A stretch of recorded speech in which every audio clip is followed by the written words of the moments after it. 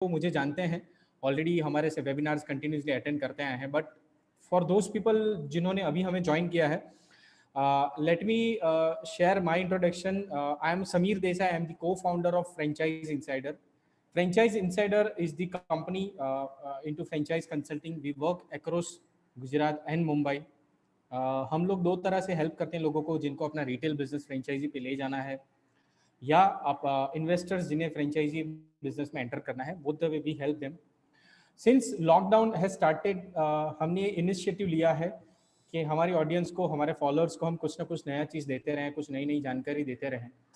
तो जैसे lockdown 1 series जो था, हमने कोशिश किया, एंड 21 डेज के लॉकडाउन में हमने 21 अलग अलग ब्रांड्स के वीडियो हमने बनाए थे, रिलीज़ किए थे with a short description, short information के साथ, जिसमें काफ़ी लोगों को पसंद है क्योंकि that was only 1 minute video. Lockdown 2 में we started some knowledge based webinars. Knowledge based webinar में हमने अलग अलग एक्सपर्ट्स को बुलाया, कुछ ना कुछ टॉपिक, जैसे कि फूड एंड बेवरेज इंडस्ट्री पे हमने कॉफ़ी कल्चर के गौरव नारंग को बुलाया था, then Dhaval Desai, then automobile industry, 2 wheeler automobile industry से हमने किसी को बुलाया था, एक मैनेजमेंट कंसल्टेंट, ब्रांड कंसल्टेंट. अलग अलग टॉपिक हमने कवर करी है. कोशिश कि हर एक बिजनेसमैन अपना बिजनेस को कैसे हैंडल कर पाए, स्पेसिफिकली इंडस्ट्री वाइज उसको चैलेंजेस को कैसे ओवरकम कर पाए. वो एक्सपर्ट्स ने अपने व्यूज़ भी शेयर करे थे हमारी ऑडियंस के साथ, और काफ़ी सराहना मिली थी हमें. जनरली हमारे webinars are into English and Hindi, but today will try to cover it maximum in Hindi, ताकि सारी ऑडियंस इसे समझ पाए और कवर कर पाए. आज का जो हमारा टॉपिक है, क्योंकि हम काफ़ी टाइम से सोच रहे थे नेक्स्ट टॉपिक किस पे लिया जाए, so we thought since we started, we are originally a Surat based company, तो why we should not focus on the businesses which are कहते हैं ना, वो पायनियर है सूरत का. जैसे टेक्सटाइल नगरी बोला जाता है सूरत को, तो क्यों ना सूरत, क्योंकि सूरत काफ़ी टेक्सटाइल बिजनेस काफ़ी चैलेंजेस से अपॉर्चुनिटीज़ फेस कर रहा है in coming last 3 to 5 years, तो क्यों ना वो मुद्दे कवर करने की हम कोशिश करें. तो इसके लिए आज हमने इसी इंडस्ट्री के स्पीकर को बुलाया है. उनका इंट्रोडक्शन देने से पहले मैं सुरेंद्र जैन जी का धन्यवाद करना चाहूँगा. Today he is our digital partner for this webinar. जी हाँ, उनका जो फेसबुक पेज है that is Surat textile networking. जी हाँ, जिनके 43,000 जितने फॉलोअर्स हैं. आज ये फेसबुक, उनके फेसबुक पेज पे ये हमारा वेबिनार लाइव चल रहा है. तो जी हाँ, अगर अभी भी आप किसी भी कारण से हमारा वेबिनार डायरेक्ट ज्वाइन नहीं कर पा रहे हैं, या आपके कोई जानने वाले ज्वाइन नहीं कर सकते हैं, तो आप उन्हें बोल सकते हैं, मैसेज फॉरवर्ड कर सकते हैं कि सूरत टेक्सटाइल नेटवर्किंग फेसबुक पे ये लाइव आ रहा है, और सारे व्यूवर्स, उनके जो ऑडियंस है, वो भी इसे लाइव देख पा रहे हैं. So thank you so much Surendra ji for becoming our digital partner today. Coming to our speaker part, आज जो हमारे स्पीकर हैं उनके बारे में वैसे तो इंट्रोडक्शन देने जाओ तो it will take 5 to 10 minutes, but थोड़ा शॉर्ट डिस्क्रिप्शन ये दूंगा कि 92 में सूरत में आए थे राजस्थान से. टेक्सटाइल बिजनेस उन्होंने स्टार्ट किया था, बहुत बेसिक लेवल से उन्होंने स्टार्ट किया था, एकदम as a ground level, broker level से स्टार्ट किया था, जिसमें अलग अलग ट्रेडिंग उन्होंने करी एज ए ब्रोकर. उनके एक्सपीरियंस और हार्ड वर्क की वजह से वो एक टेक्सटाइल इंडस्ट्री में अच्छे लेवल पे उन्होंने जॉब स्टार्ट करी, जहाँ पे उनकी सैलरी भी लाखों में थी. I am talking about 2010. जी हाँ, 2010 की बात कर रहा हूँ मैं. बट जैसे कहते हैं ना, एक बिजनेसमैन जिसके अंदर खून में होता है, उनको जॉब से सेटिस्फेक्शन नहीं होता है. तो उनके अंदर का बिजनेसमैन पहले से ही जागा हुआ था. तो ही took a decision in 2011 and he left the job and started his own venture into textile business. Ajmera fashion के नाम से उन्होंने स्टार्ट किया था. काफ़ी हार्ड वर्क करी, काफ़ी मेहनत करी. इन बिटवीन उनको चैलेंजेस आई. 2014 में काफ़ी उनको सेटबैक्स को फेस करना पड़ा, काफ़ी लॉस भी हैंडल करना पड़ा. बट कहते हैं ना, एंटरप्रेन्योर उसी को बोलते हैं, बिजनेसमैन इसी को बोलते हैं, जो हार को जीत में कैसे बदलना है, मुसीबत को अपॉर्चुनिटी में कैसे कन्वर्ट करना है, उसमें फोकस करते हैं. सो इन्होंने उसको अपॉर्चुनिटी में कन्वर्ट किया, वापस से रीस्टार्ट किया, and believe me with in a short span of period आज की तारीख में उनके हज़ारों फॉलोअर्स हैं ऑल ओवर इंडिया, जो उन्हें रेगुलरली सोशल मीडिया, यूट्यूब पे फॉलो करते हैं. उनके बिजनेस तो करते ही हैं डेफिनेटली, पर उनके फॉलो करते हैं, उनकी गाइडेंस, उनका नॉलेज, एंड उनके दिखाए हुए रास्ते पर चल रहे हैं. And they have become entrepreneurs also across India. Yes, across India. So उनका एक गोल है कि जो रिटेलर होते हैं या एंड यूजर्स होते हैं, उनको माल सस्ते से सस्ता, मतलब जो एंड प्रोडक्ट्स हैं टेक्सटाइल की, कपड़े, वो सस्ते से सस्ता कैसे दिया जाए, ये उनकी जीवन का मंत्र रहा है हमेशा से। तो मैं ज़्यादा टाइम नहीं लूँगा and I will hand it over to the owner, CEO and founder of Ajmera fashion group, mister Ajay Ajmera. Ajay ji, welcome to our today's webinar. आपका अनम्यूट कर दीजिएगा एक बार, मनीष इनका अनम्यूट कर देना, अजय जी का। जी कर दिया। नमस्कार सर। जी, तो अजय जी आपका स्वागत है आज के वेबिनार में। एंड हम आशा रखते हैं कि हम आपसे बहुत सारी चीज़ें चुरा लेंगे आज। नॉलेज, वैसे देखा जाता है नॉलेज चुरा नहीं सकते, जितना आप बांटो उतना बढ़ता ही है, बट आज कोशिश कर रहे हैं हम कि आपसे जितना हो सके मैक्सिमम नॉलेज हम गेन करने की कोशिश करेंगे। और मैं ऑडियंस को ये भी बताना चाहूँगा कि इनके यूट्यूब चैनल पे भी ये चीज़ लाइव आ रहा है। उनके तकरीबन 1 लाख जितने फॉलोअर्स ऑल ओवर इंडिया हैं जो भी ये अपॉर्चुनिटी लाइव देख रहे हैं हमें। तो अजय जी, मैं आपसे स्टार्ट करूंगा। सबसे पहली चीज़ मैं आपसे ये जानना चाहूँगा कि आप अपने बारे में थोड़ी, अपनी और अजमेरा फैशन की जर्नी के बारे में थोड़ा इन्फॉर्मेशन बताइए। जैसा कि सर आपने बताया ही सारा 2011 में हमने ये चालू किया था सर। और आज आप देख ही रहे हैं, सबसे बड़ा मोटो हमारा ये है कि एक छोटी से छोटी लेडीज जो हाउसवाइफ बन के रहती हैं, उनको हमने बिजनेस करने का मौका दिया। सबसे बड़ी चीज, सूरत में क्या होता है, एक रिटेलर को कोई भी डायरेक्ट डील नहीं करता है, क्योंकि डीलर और होलसेलर डील करने नहीं देते हैं सर। लेकिन हमने फर्स्ट टाइम ऐसा चालू किया कि डायरेक्ट रिटेलर को, चाहे वो पहले से बिजनेस कर रहा हो या नया बिजनेस उसको करना हो, उसको उसी रेट में कपड़ा दिया जाएगा जिस रेट में एक डीलर और होलसेलर को हम लोग देते हैं। तो इस चीज में हमें बहुत अच्छी सफलता मिली, लोगों का प्यार बहुत मिला, लोगों का आशीर्वाद बहुत मिला, और इसकी वजह से हम सक्सेस होते चले गए। और आज लगभग 3-3.5 हजार लेडीज जो हाउसवाइफ थी वो आज हमसे जुड़ी हुई हैं और ये बिजनेस कर रही हैं सर। और बहुत अच्छा लगता है बताते हुए कि कम से कम उसमें से 100-150 लेडीज तो ऐसी होंगी जिन्होंने उस बिजनेस को शॉप में कन्वर्ट कर दिया है और बहुत अच्छे से रन कर रही हैं। ये चीज हमारे लिए बहुत बड़ी बात है सर। नहीं तो I must appreciate your efforts because this is ये मैं ऐसे देखूंगा कि this is not limited to a business. आपने एक तरह से समाज सेवा का भी काम किया है कि आपने छोटे छोटे व्यापारी या जो ऐसे वुड बी बिजनेसमैन जो सोच रहे थे कभी बिजनेस करने का, उन्हें आपने बिजनेस करने का अपॉर्चुनिटी दिया है, उनको सही राह दिखाई है और उनको मदद करी है। तो जैसे हमारी ऑडियंस से जानना चाहती है काफ़ी सारी चीज़ें अबाउट टेक्सटाइल इंडस्ट्री। काफ़ी टाइम से बहुत चैलेंजिंग फेज से हमारी इंडस्ट्री गुजर रही है। जो टेक्सटाइल बिजनेस से जुड़े हैं वो तो जानते ही हैं, तो उसके रिलेटेड कुछ प्रश्न मैं आपसे करूंगा। तो जैसे देखा जाए तो Ajay ji, already textile industry पिछले 3-4 सालों से बहुत बड़े चैलेंजेस फेस से गुजर रही है, फिर चाहे वो छोटा व्यापारी हो, मिड लेवल का व्यापारी हो या बड़ा बिजनेसमैन हो, सबको बड़ी छोटी बड़ी, specially if I talk about 2016 में जब डिमोनेटाइजेशन स्टार्ट हुआ तो कैश क्रंच आना स्टार्ट हो गई थी हमारे मार्केट में। अभी उसमें से हम बाहर आए नहीं थे। 6-7 महीने में जीएसटी एप्लीकेबल हो गया, जिसमें हालांकि हमारी इंडस्ट्री इतनी सिस्टम ओरिएंटेड नहीं थी, तो उनको भी बहुत सारी चैलेंजेस काफ़ी टाइम तक फेस करनी पड़ी।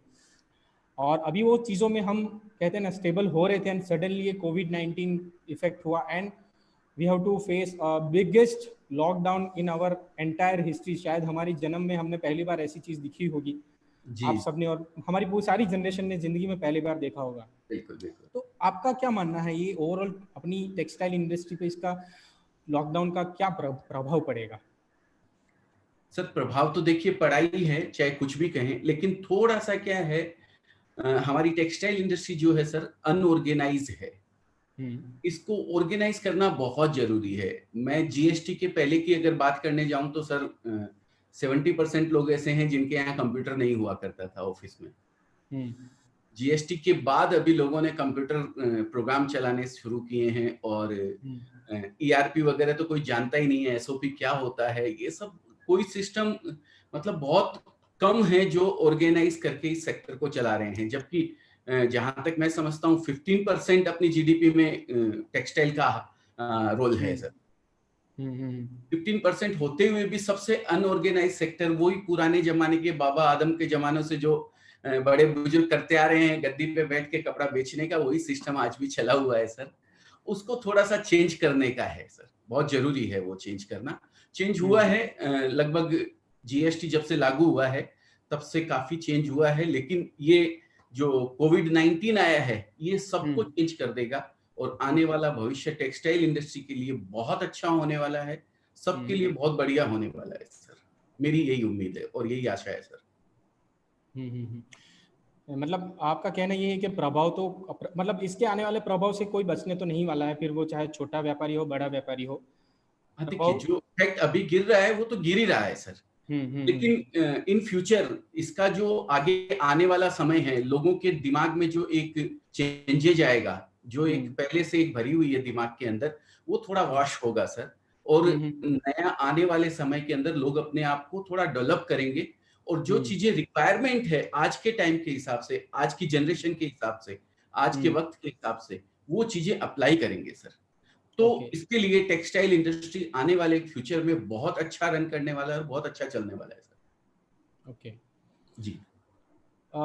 एक व्यापारी के नज़रिए से अगर मैं देखूं, if I am a businessman in textile specially, हालांकि सारे लोगों को एप्लीकेबल है ये परिस्थिति, बट मैं टेक्सटाइल पर्पज से बात करूं तो इतने सारे फिक्स खर्चे हैं अजय जी। जैसे मान लो आज एक व्यापारी के एम्प्लॉयज होते हैं तो सैलरी होती है, फिक्स सैलरीज। काफ़ी लोग रेंट पे अपनी शॉप चला रहे हैं, तो रेंट का खर्चा है, लाइट बिल का खर्चा है, और मिसलेनियस इतने सारे खर्चे हैं जी। तो एक बिजनेसमैन, एक व्यापारी इसे कैसे मैनेज कर पाएगा जब ऑलरेडी इसे कैश क्रंच है लॉकडाउन की वजह से? देखिए ऐसा है, अभी एक्चुअली क्या होना चाहिए सर, अभी इंसान को सिर्फ ये देखना है कि उससे जुड़े हुए जो लोग हैं वो लोगों को किसी तरीके की तकलीफ ना हो। सैलरी क्या देनी है, मैं कई वेबिनार अटेंड करता हूँ, लोग डिस्कस करते हैं कि सैलरी 25% कर दें, 50% कर दें, 100% कर दें। सर जितनी तकलीफ अपने को हो रही है उतनी तकलीफ अपने स्टाफ को भी हो रही है, और जितना अपन अपने बिजनेस के लिए समझ रहे हैं उतना अपना स्टाफ जो हमसे जुड़े हुए हैं उनको भी ये समझ में आ रहा है कि सभी चीजें एक तरीके से तकलीफ में हैं। तो कोई भी आदमी ऐसा नहीं है कि वो आपके ऊपर किसी तरीके से हावी हो जाने वाला है।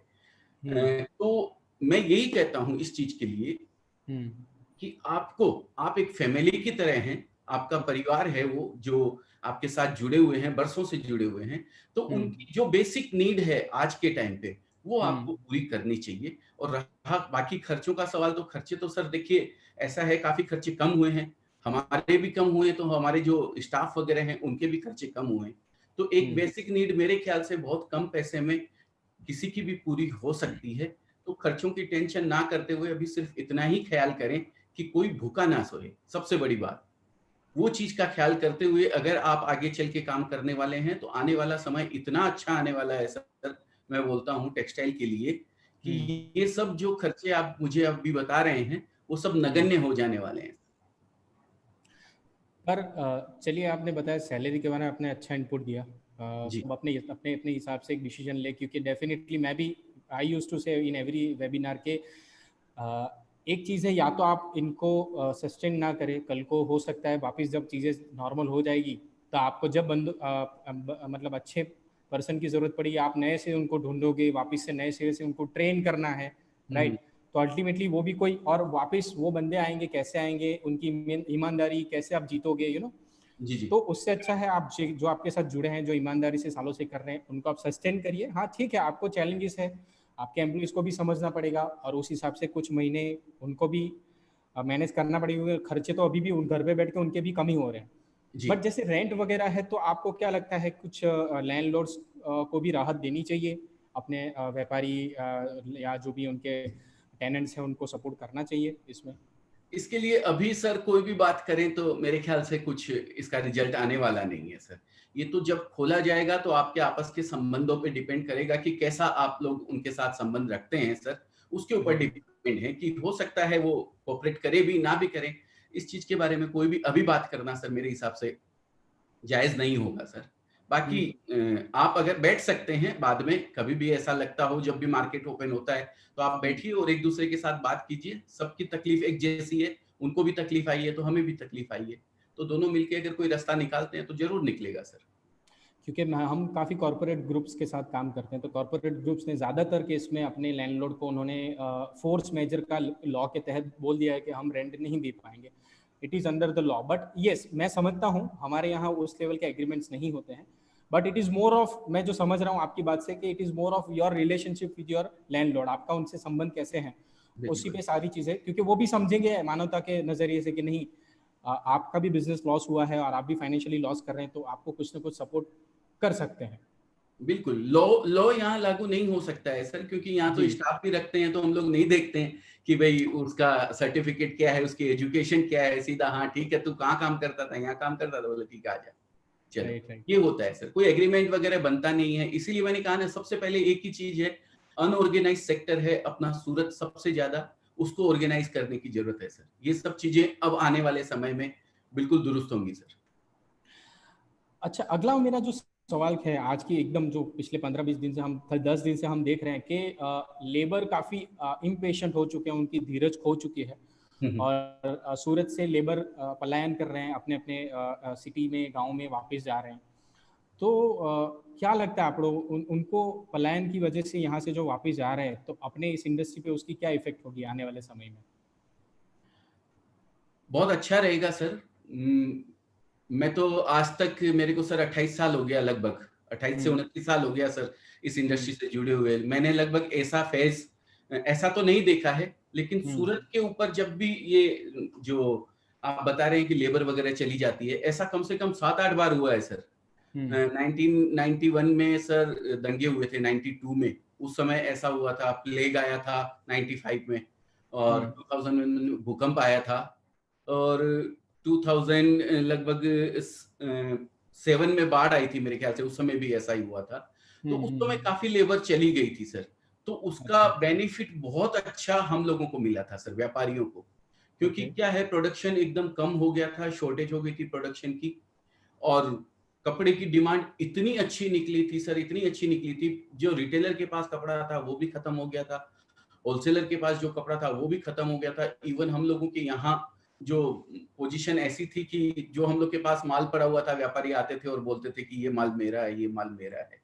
ये कंडीशन सर आई, और वो 5-6 बार जब भी ऐसा हुआ था उस समय ये कंडीशन आई थी। और अभी भी मुझे ऐसा लगता है बाकी जो देहात है वहां ओपन हो जाएगा, लेकिन अभी अपना सूरत शायद खुलने में समय लगे थोड़ा, तो वो पोजीशन अभी भी आने वाली है, लेबर आएगी। और वापस जो गए हुए हैं यूपी, बिहार और उड़ीसा के ज्यादा रहते हैं सर ये लोग, तो ये जाते हैं तो 2-3 महीने पहले नहीं आते हैं। तो जब ये लोग जब तक वापस आएंगे तब तक बहुत समय लग जाएगा सर, प्रोडक्शन बहुत शॉर्ट हो जाएगा उस समय तक। तो बहुत अच्छा रहने वाला है इनके जाने का। काफी ट्रैक पे आ चुकी होगी तब तक परिस्थिति। हाँ, ट्रैक पे आ जाएगी। और देखिए, प्रोडक्शन शॉर्ट रहता है तो कोई भी प्रोडक्ट हो जाए, उसकी डिमांड बहुत अच्छी निकलती है, उसमें कुछ बेनिफिट ही होता है सर, शॉर्टेज रहती है तो प्रोडक्ट की। राइट।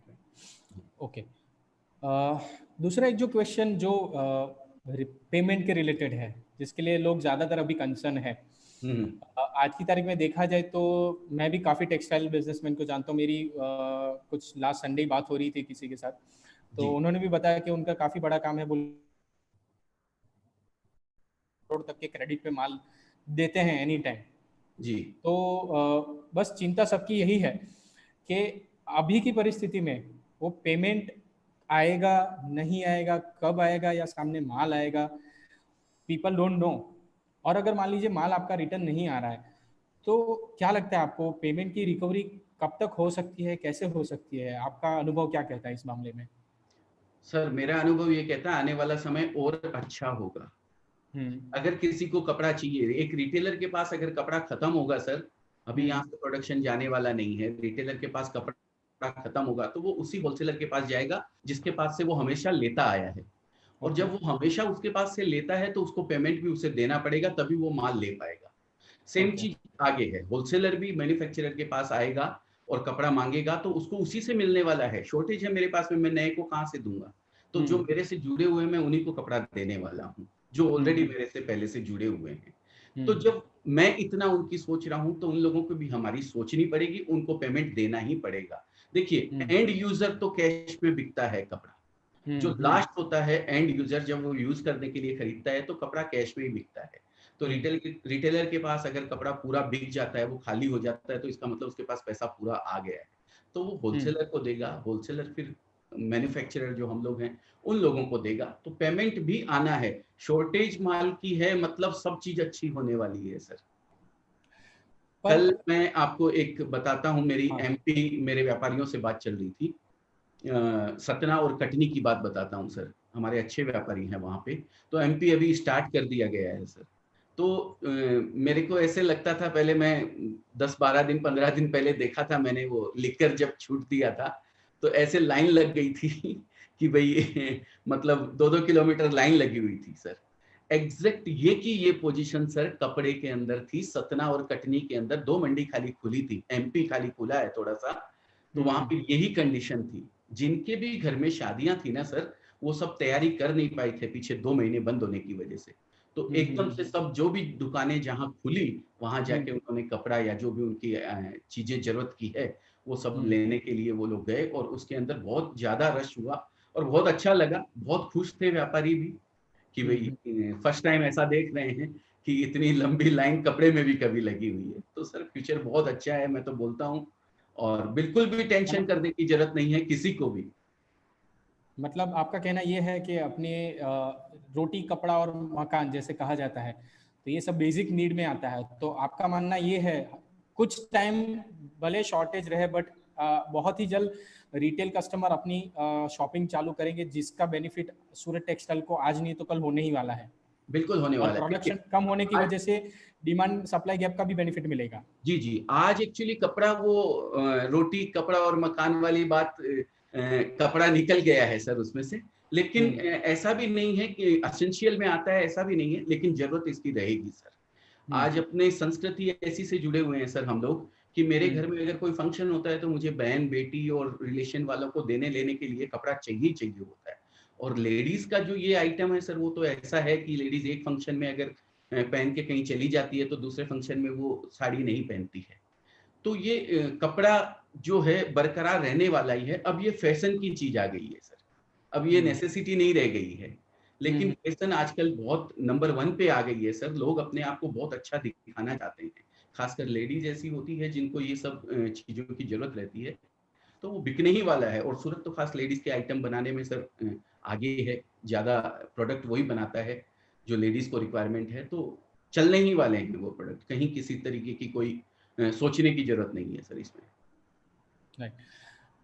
अगला सवाल ये है मेरा आपसे कि आपके हिसाब से, जैसे कि हमने सोचा था मार्च में जब लॉकडाउन स्टार्ट हुआ था जी, तो लॉकडाउन, अच्छा नेक्स्ट क्वेश्चन से पहले ऑडियंस को मैं खाली इतना इंस्ट्रक्शन दे दूं कि अगर आपको कुछ भी प्रश्न है तो आप चैट बॉक्स में डाल दीजिए, या तो हमारा क्वेश्चन आंसर राउंड खत्म होने के बाद आप क्वेश्चन चैट बॉक्स में डालेंगे तो हम उसका आंसर करेंगे। After all questions are over, तो आपके क्वेश्चंस के आंसर दिए जाएंगे। हाँ जी, तो अजय जी मैं आपके पास आता हूँ वापस से। तो जैसे हमने सोचा था मार्च में लॉकडाउन 21 दिन के लिए हुआ था, हमें लगा था कि कोरोना की चेन टूट जाएगी और ये संक्रमण बंद हो जाएगा, इसका जो भी इन्फेक्शन है। फिर लॉकडाउन 2 हुआ, फिर भी हालांकि वो चेन नहीं टूटी, और अभी लॉकडाउन 3 है, और आई डोंट नो शायद लॉकडाउन 4 भी आ सकता है, हमें पता नहीं है। आपका क्या मानना है कि इस सिनेरियो में, क्योंकि सूरत में अगर हम देखें तो अभी भी नए के नए रोज केस बहुत आ रहे हैं, तो टेक्सटाइल मार्केट ओवरऑल कब चालू करना चाहिए, चालू हो सकता है आपके हिसाब से? सर समय लगेगा। देखिए, अगर चालू हो भी जाता है तो एक्चुअली टेक्सटाइल का जो ये हम लोग का कल्चर है, ये थोड़ा मॉल टाइप है सर, और यहाँ पे सोशल डिस्टेंसिंग मेंटेन करना थोड़ा तकलीफ वाला काम है सर, क्योंकि एक मार्केट के अंदर 1000-1000 2-2 हजार दुकानें रहती है सर। एक एक दुकान के अंदर अपन देखने जाएं तो 5-5 7-7 10-10 आदमी, और मैक्सिमम देखने जाएं तो 100-100 आदमी तक काम करते हैं सर एक एक फर्म के अंदर। तो यहाँ पे सोशल डिस्टेंसिंग मेंटेन करना थोड़ा सा तकलीफ वाला काम है। तो बाकी खुल भी जाएगी मंडियां वगैरह, तो ये मार्केट जो है, स्पेशली मार्केट, ये थोड़ा डिले होगा सर खुलने में। म्युनिसिपल कॉर्पोरेशन की वजह से परमिशन मान लीजिए, या राज्य सरकार की तरफ से मान लीजिए, जो परमिशन मिलेगी वो थोड़ा लेट मिलेगी हम लोग को। तो ये समझ के ही चलना चाहिए कि भाई हो सकता है चौथा लॉकडाउन भी आ जाए, कोई बड़ी बात नहीं है सर। मतलब लोगों की सुरक्षा के लिए और लॉकडाउन के नियम और जो सोशल डिस्टेंसिंग जो पालन करना है उसको ध्यान में रखते हैं, पॉसिबिलिटी यही है कि टेक्सटाइल मार्केट काफी अंत में खुले। बिल्कुल करना ही चाहिए सर, नहीं तो ये 3 लॉकडाउन सही में जो बात अपन है। ने मेहनत करी है वो सब बेकार हो जाएगी सर। सही बात है। जी चलिए बहुत बढ़िया है। जैसे सूरत में देखा जाए तो बेसिकली 3 तरह के मॉड्यूल होता है बिजनेस में। एक होता है जो लूम्स में उसका रॉ मटेरियल रेडी होता है, वीवर्स जो तैयार करते हैं। हम्म। आप मुझे सुन पा रहे हैं? हाँ जी, हाँ जी, सुन पा रहा हूँ सर। आवाज आ रही है मेरी आपको? हाँ। जी जी, आ रही तो आ रही। जैसे लूम्स में वीवर कपड़ा तैयार करता है, रॉ मटेरियल तैयार करता है, मिल में उस पे बाकी जो प्रोसेस होती है, हाँ प्रोडक्शन होता है, जी। एंड फिर जो ट्रेडर होते हैं वो उसका होलसेल करते हैं ऑल ओवर इंडिया के व्यापारी के साथ। हाँ हाँ तो ट्रेडर के अलावा अगर मैं बात करूं तो वीविंग इंडस्ट्री जो है और जो टेक्सटाइल मिल्स हैं, तो उनके ऊपर इस चीज का क्या प्रभाव पड़ेगा और वो कैसे इस चीज से बाहर आ सकते हैं? सर, एक्चुअली यहाँ का जो बिजनेस है, ये जो मैन्युफैक्चरर हैं हम लोग, हम्म। सारा डिपेंड करता है मार्केट के ऊपर कि मार्केट अगर खुलेगा तो ही लूम्स खुलने वाली है, मार्केट अगर खुलेगा तो ही मिल खुलने वाली है। क्योंकि मैन्युफैक्चरर अगर ग्रे परचेज नहीं करेगा तो लूम्स खोल के कुछ नहीं होने वाला है। राइट। और मैन्युफैक्चरर अगर ग्रे परचेज नहीं करेगा तो मिल में छापने के लिए वो क्या देगा, कितने दिन का माल पड़ा होगा मिल वाले के पास कि वो छाप लेगा। तो ये पूरा साइकिल बना हुआ है सर। ये साइकिल जब तक मेन मैन्युफैक्चरर जब तक स्टार्ट नहीं होगा, मार्केट जब तक स्टार्ट नहीं होंगे, तब तक ये दोनों का स्टार्ट किया हुआ कोई मतलब नहीं है सर। तो इसके लिए सबसे जरूरी है कि मार्केट स्टार्ट हो, मार्केट रनिंग हो, तभी मिल्स और ये लूम्स जो है दोनों स्टार्ट होंगी सर।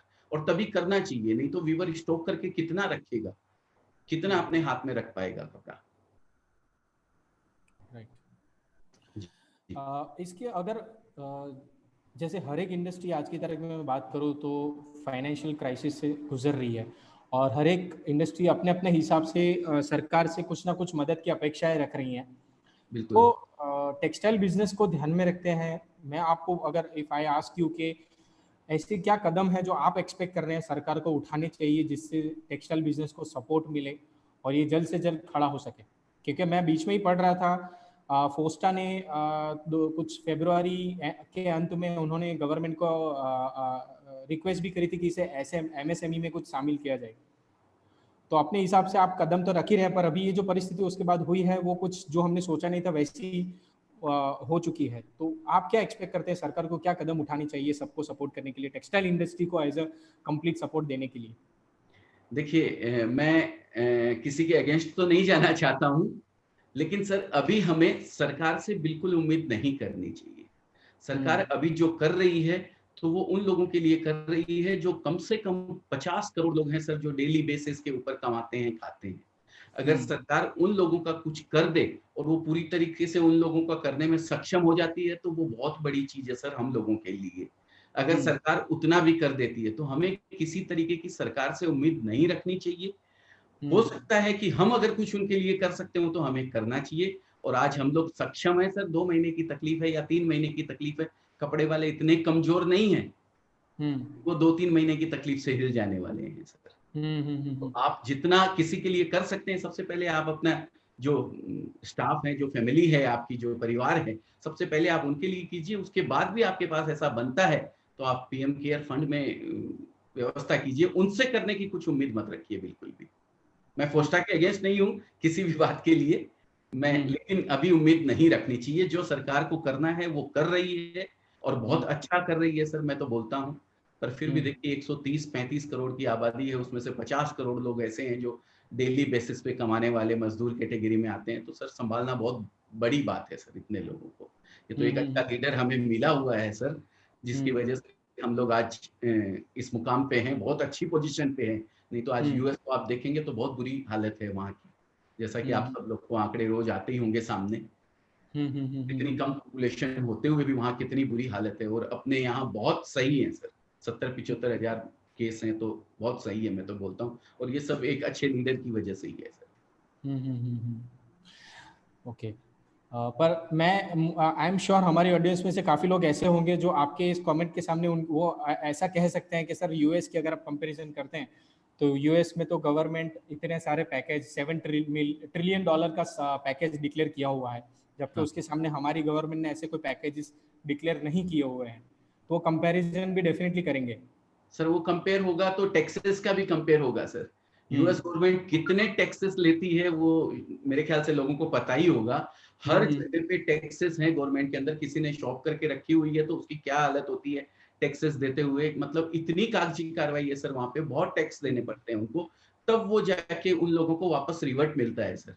एक लेवल पे आके वहां पे तो उस चीज का भी पैसा नहीं लगता है। कोई बीमार हो गया है तो किसी तरीके का कोई खर्चा नहीं है, वहां तो सारे सरकारी अस्पताल है, किसी में भी जाओ आप इलाज करा के आए।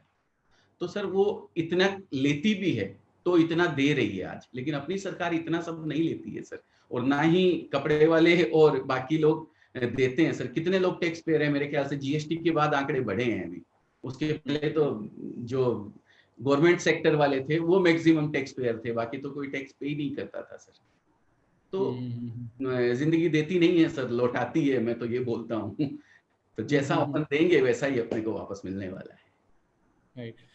तो इसको अगर मैं थोड़ा अलग तरीके से लूँ, इकोनॉमिकल पॉइंट ऑफ व्यू से, आपने एक सोशल पर्सपेक्टिव भी रखा, मैं इसको इकोनॉमिकल पर्सपेक्टिव से देखूँ। जैसे आपने बताया कि सरकार अगर अभी जिनको ज़्यादा से ज़्यादा नीड है, ज़रूरत है, उनको अगर हेल्प करे, तो इकोनॉमिकल पॉइंट ऑफ व्यू, अगर सोशल पर्सपेक्टिव तो हो गया, इकोनॉमिकल पर्सपेक्टिव कि मेरा काम है बैलेंस अप्रोच रखना, तो मैं इकोनॉमिकल पॉइंट ऑफ व्यू ये चीज़ देख सकता हूँ कि अगर जो छोटे से छोटे आदमी हैं, अगर उनको फाइनेंशियल या किसी भी तरीके से गवर्नमेंट की हेल्प मिलती है, तो डेफिनेटली उनकी स्पेंडिंग कैपेसिटी होगी।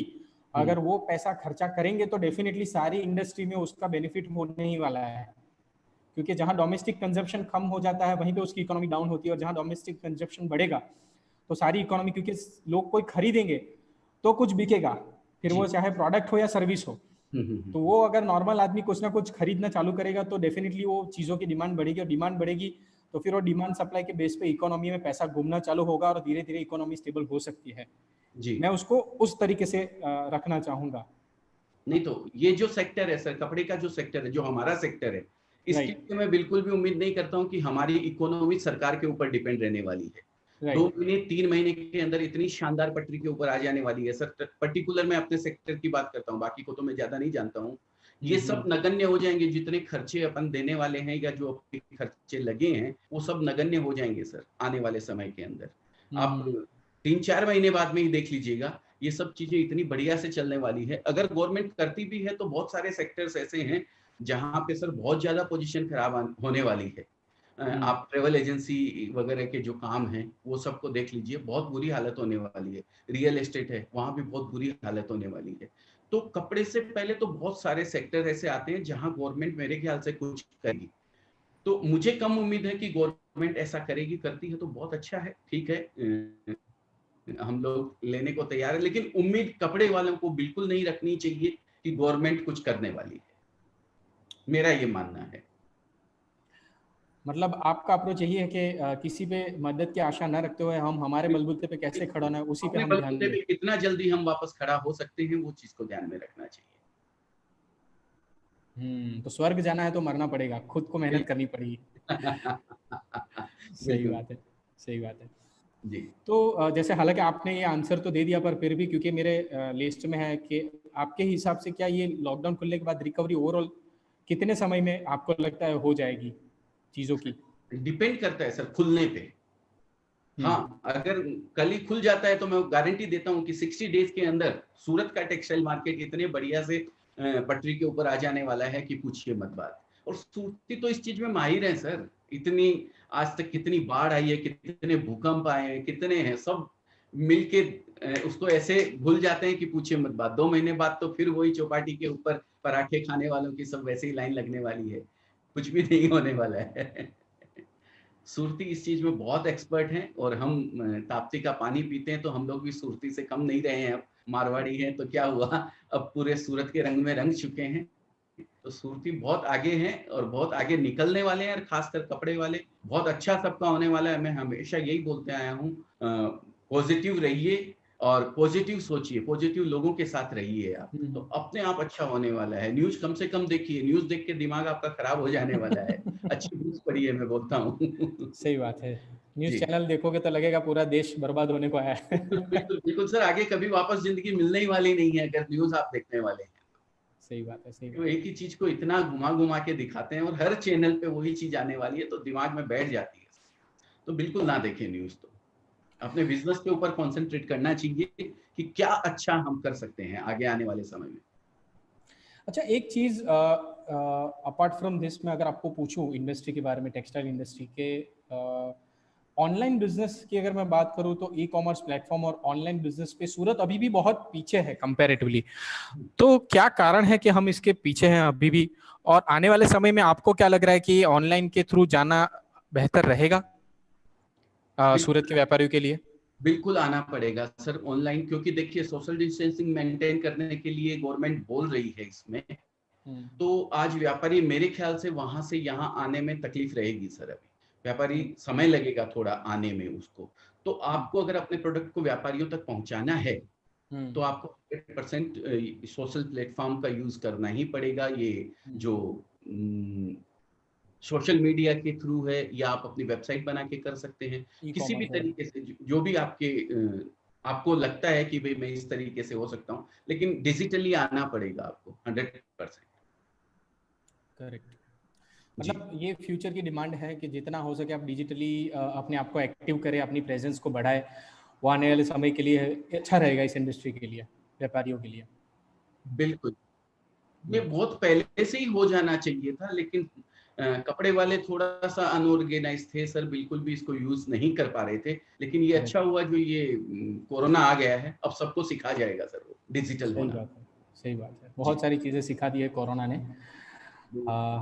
Late me share with the audience के as per the data India is the country के जो सबसे ज्यादा डिजिटली एक्टिव हुआ है इन दी वर्ल्ड इन दिस 2020। जो गैप था, जो लोग यूज नहीं करे, उसका परसेंटेज जो बढ़ा है वो ऑल ओवर वर्ल्ड में सबसे ज्यादा है इन लास्ट 2 मंथ, जो कोई एक्सपेक्ट भी नहीं कर सकता। क्योंकि हम बोलते थे हमें टाइम नहीं मिल पा रहा है, बट ये चीज ने हमें कंपल्सरीली सिखा दिया डिजिटली कैसे एक्टिव होना है, ऑनलाइन कैसे बातें करनी है, वीडियो कॉल्स, वेबिनार्स करने हैं। समय ने हमें बहुत कुछ सिखा दिया है, and which is a good part. हम बहुत सारी चीजें हम प्रोडक्टिवली कर पाएंगे और कर रहे हैं ऑलरेडी घर पे बैठे। अगला कर रहे हैं सर। ये जो हम बात कर रहे हैं जी, हजारों ये भी लोग देख रहे हैं ऑनलाइन है। अभी हमें ऑनलाइन।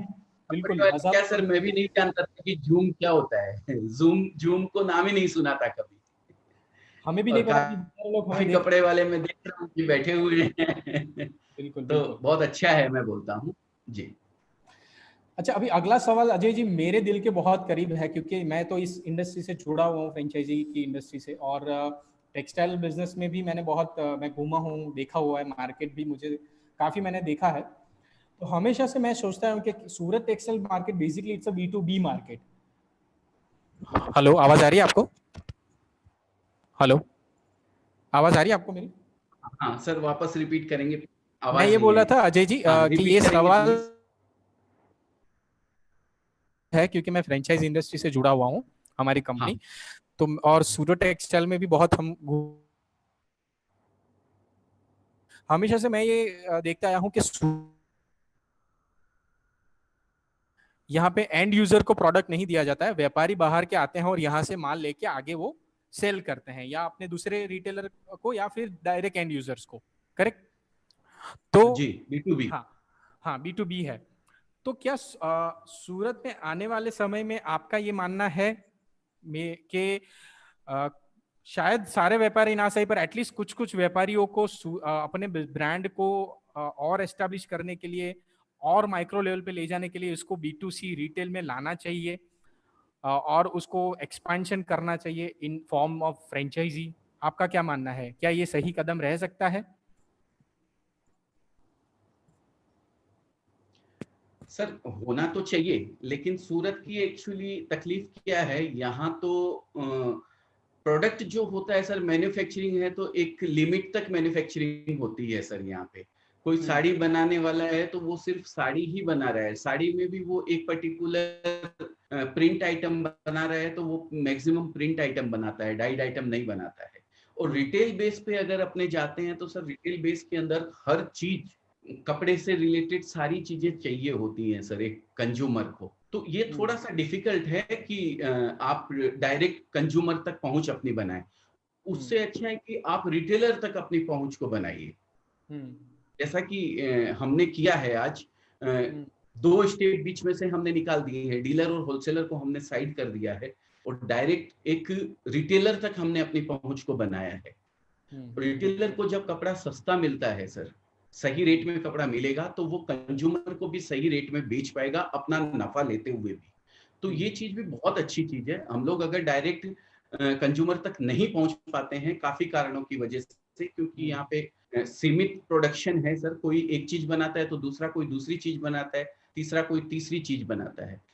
फर्स्ट टाइम हम लोगों ने ऐसा चालू किया है कि हम लोग इन हाउस एक छत के नीचे एक रिटेलर की पूरी डिमांड कंप्लीट करते हैं सर। आज हमारे पास sari, kurti, leggings, petticoat, blouse, fall, हर एक प्रोडक्ट आपको मिलेंगे हमारे पास में। तो अगर हम चाहें तो हम डायरेक्ट कंज्यूमर को टच कर सकते हैं और हम लोग करने की कोशिश भी कर रहे हैं। अभी हमारा प्लानिंग है थोड़ा रिटेल में जाने का, तो उसके ऊपर जैसा कि आपसे बात भी हुई थी पीछे हमारी फ्रेंचाइजी के लिए, तो वो हम आने वाले समय में वो चीज करने वाले हैं। लेकिन बाकी थोड़ा सा ये तकलीफ वाला काम है, डायरेक्ट रिटेलर तक नहीं पहुंच सकता है यहाँ का व्यापारी, लेकिन एक रिटेलर तक पहुंच सकता है, कंज्यूमर तक नहीं पहुंच सकता है। रिटेलर तक पहुंचता है तो बहुत अच्छी चीज है सर। हाँ, देखिए, process wise, system wise I agree कि ये थोड़ा प्रोसेस ओरिएंटेड काम है, उसमें अलग मेहनत की ज़रूरत होती है। पर मेरा पर्सनली ये मानना है कि अगर किसी ने अपनी रिटेल ब्रांड को एस्टेब्लिश कर लिया, तो एंड यूजर में आप एज ए ब्रांड एक बार एस्टेब्लिश हो गए, तो फिर वो एक ब्रांड लेवल ब्रांडिंग अलग ही रहता है, क्योंकि आपको एंड यूजर लोग जानते हैं। कि सूरत के काफ़ी ग्रुप है जिन्होंने रिटेल में एक्सपेंशन किया था, आज भी लोग उनको नाम से जानते हैं। और इवन आज की तारीख में भी काफी रिटेलर बड़े ग्रुप हैं जो टेक्सटाइल के 4 या 5, उनसे भी मैं संपर्क में हूँ, जो नए आने वाले समय में रिटेल प्लान कर रहे हैं, बट वो प्रोसेस में भी फोकस कर रहे हैं। हाँ। तो आई थिंक हालांकि सबके लिए ना से, पर एटलीस्ट कुछ गिने चिने जो लोग हैं जो फंडामेंटली स्ट्रांग है, फाइनेंशियली टेक्निकली स्ट्रांग है, वो रिटेल में आने के बारे में एक बार सोच तो सकते हैं, अगर वो दिशा में जाना चाहते हैं तो। जी, एक्सेप्शनल केस मान सकते हैं अपन, लेकिन ओवरऑल जो यहाँ का जो कपड़ा मार्केट है उसमें थोड़ा सा तकलीफ वाला काम है। बाकी मैं इसको इससे ज्यादा अच्छा मैं ये मानता हूँ कि आप रिटेलर को डायरेक्ट टच कीजिए, बहुत अच्छी चीज है वो। करेक्ट जी। ओके, जैसे कि हम लोग टेक्नोलॉजी में बात करें तो अभी भी टेक्नोलॉजी में अपने काफी पीछे हैं जी। और आज की तारीख में देखा जाए तो ऐसा कहा जाता है कि चीन टेक्सटाइल टेक्नोलॉजी में काफी आगे बढ़ चुका है, टेक्सटाइल टेक्नोलॉजी फील्ड में, और उसकी वजह से वो आज की तारीख में हमसे आगे है। जी। राइट।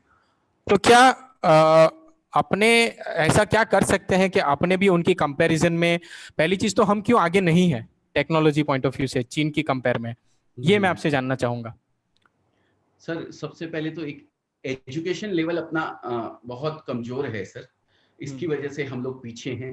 और दूसरा एक कपड़े वाला जो सेक्टर है ना, 8वीं पास किया या 9वीं फेल हो गया या 10वीं फेल हो गया, चल आजा गद्दी पे बैठते हैं बेटा, काम शुरू कर दे, कहीं जाने की जरूरत नहीं है।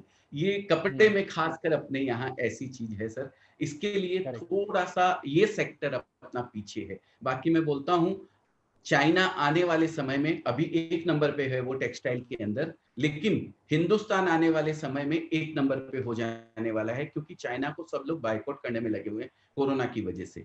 और ये हम लोगों के लिए बहुत बड़ी अपॉर्चुनिटी है। इतना बड़ा देश पड़ा हुआ है, इतनी बड़ी कंट्रियां पड़ी हुई है अपने आप को एक्सपोर्ट करने के लिए सर, आप अपने प्रोडक्ट को एक्सपोर्ट करने के लिए। तो आप जितना हो सकता है ऑनलाइन अपने आप को मतलब डिजिटली प्लेटफॉर्म आप अपने बनाइए। सभी लोगों से मेरी गुजारिश है, अगर वो लोग अपने आप को ऑनलाइन रखते हैं तो सर आपकी पहुंच बहुत ऊपर तक जाने वाली है, बहुत आगे तक आप पहुंच सकते हैं। जो चाइना साइड होने वाला है उसकी जगह आप अपनी जगह ले सकते हैं सर, और 100% वो जगह हमको मिलने वाली है सर, क्योंकि सूरत सर बहुत बड़े लेवल पे है। आज जीडीपी के अंदर 15% सर कपड़े का वो आता है, टेक्सटाइल इंडस्ट्री जीडीपी के अंदर 15% रखती है सर, और एक्सपोर्ट में तो सूरत 50% पे है सर कपड़े में, अगर मानने जाए तो हिंदुस्तान का। करेक्ट। तो ये चीज बहुत बड़ी बात है सर। तो आपके इस जो लास्ट आपने जो स्टेटमेंट दिया उससे जुड़ा हुआ एक क्वेश्चन भी मैं पूछूंगा। जैसे अभी आपने एक्सपोर्ट की बात करी, तो सूरत से भी काफ़ी चीज़ें काफ़ी लेवल पे एक्सपोर्ट होता है। मैंने पर अभी एक आर्टिकल पढ़ा था रिसेंटली, जिसमें ऐसा कहा गया था कि ये लॉकडाउन की इम्पैक्ट की वजह से सूरत का textile industry overall if I talk about, तो इंडिया की जो टेक्सटाइल इंडस्ट्री है वो तकरीबन 40% डाउन जाएगी, ऐसा कहा जाता है उसका एक आर्टिकल के हिसाब से। बट आने वाले समय में आपको क्या लगता है अगले एक साल के अंदर के एक्चुअल में टेक्सटाइल पे एक्सपोर्ट पे इसकी इम्पैक्ट क्या आएगी, क्या अपॉर्चुनिटी रहेगी इस फील्ड में? कोरोना की टेक्सटाइल डाउन जाएगी ऐसा जी आपने जी पढ़ा है? हाँ जी हाँ जी हाँ जी हाँ जी। लेकिन उतना ही डाउन जाएगी, मैं ये नहीं कह रहा हूँ कि नहीं जाएगी, लेकिन उतना ही जल्दी रिकवर करेगी सर। कोई भी सेक्टर देखिए, एसेंशियल चीजें जो है आज वो जो अभी किराने की दुकान है, ये सब आइटम है, सब्जी वब्जी है, ये सब चीजों को छोड़ दीजिए तो टेक्सटाइल सबसे बढ़िया सेक्टर रहने वाला है रिकवरी के अंदर। ओके। अगर एसेंशियल चीजें छोड़ देते हैं उसके बाद अगर शुरू होता है तो टेक्सटाइल नंबर 1 रहने वाला है सबसे पहले रिकवर करने वालों में सर। हाँ, समय जरूर थोड़ा लग सकता है, लेकिन सबसे पहले रिकवर करेगा ये 100%। क्या कारण है आपको, आप इतने पॉजिटिव है इस फील्ड के बारे में कि आपको लग रहा है कि ये जल्द से जल्द रिकवर कर जाएगा? ऐसे क्या सर ये कारण है? सर कारण यही है कि भाई देखिए, चाइना एक नंबर पे है, हिंदुस्तान दूसरे नंबर पे आता है टेक्सटाइल के अंदर। चाइना अगर बाइकआउट होता है तो हिंदुस्तान का ही नंबर आने वाला है सर एक्सपोर्ट के अंदर अपन देखने जाएं तो। और आज गारमेंट इंडस्ट्री को आप ले लीजिए, सूरत के अंदर अभी जो गारमेंट सेक्टर आ रहा है, गारमेंट वगैरह जो बने हैं नए नए गारमेंट्स वगैरह, इतना जबरदस्त एक्सपोर्ट होता है सर सभी कंट्रीज के अंदर। हमारा एक यूनिट पूरा का पूरा इसका नया आने वाला है गारमेंट सेक्टर को लेके, पूरा एक्सपोर्ट के लिए, सिर्फ और सिर्फ एक्सपोर्ट के लिए हम लोग इसको चालू करने वाले हैं। उसकी प्लानिंग हमारी चालू थी और हम लोग स्टार्ट कर ही देने वाले थे, लेकिन थोड़ा सा ये लॉकडाउन की वजह से हम लोगों को रुकना पड़ा है। लेकिन आने वाले समय में हम सिर्फ और सिर्फ गारमेंट को लेकर के, एक्सपोर्ट को लेकर के बहुत अच्छी हमारी प्लानिंग है। और उस प्लानिंग में और 4 चांद लग जाने वाले हैं जब चाइना रुकने वाला है। ओके जी करेक्ट।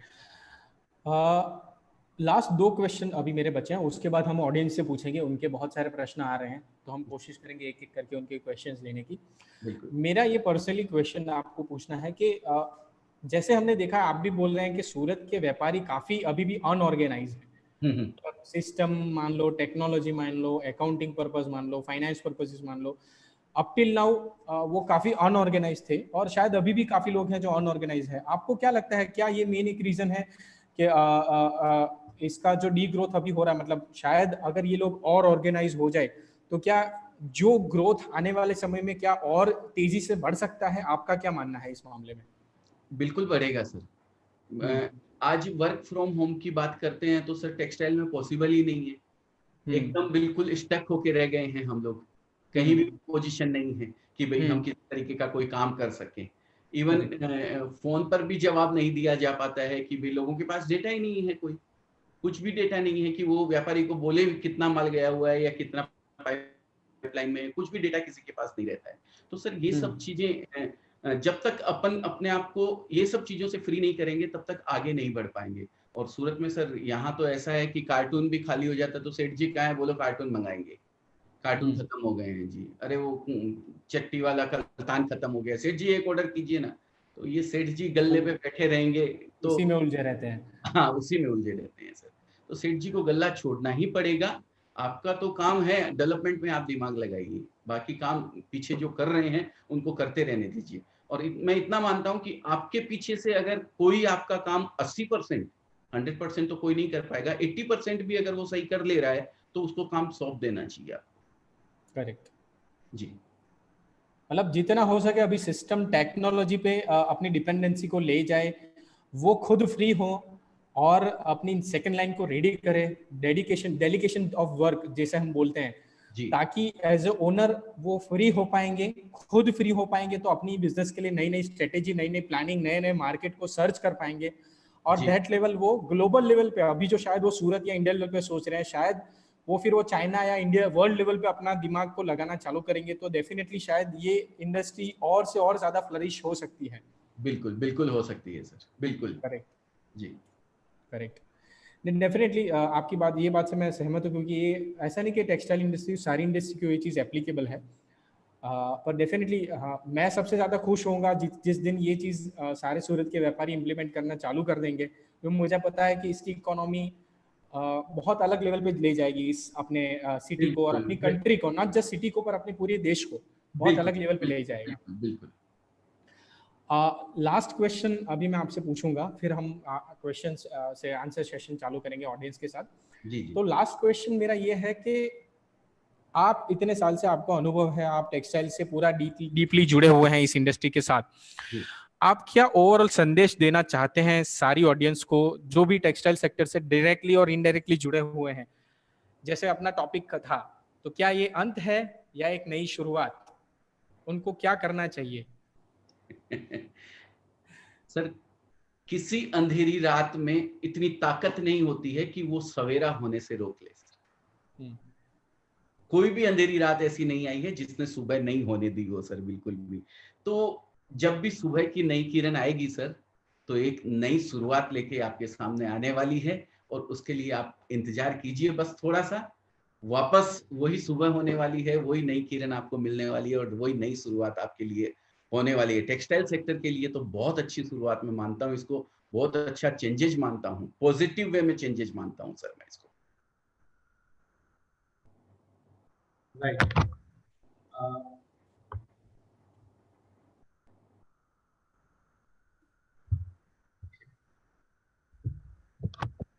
हेलो, आवाज आ रही है क्या?